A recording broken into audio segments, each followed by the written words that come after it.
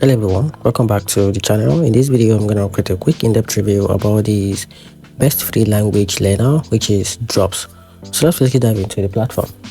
So talking about Drop is a visually engaging language learning app focused on fast 5-minute daily sections that makes vocabulary acquisition fun and manageable.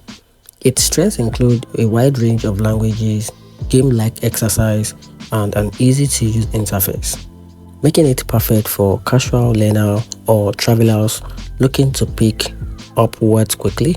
Talking about the pros include a short daily lessons, appealing visual, and a broad selection of languages. On the downside, Drop doesn't teach grammar, sentence structure, or conversation skills, limiting its effectiveness for full language fluency. The free version strictly daily learning times, and it also includes ads which may slow down the progress. Overall, Drop is an excellent for quick vocabulary building, but learners seek comprehensive language skills will need additional resources.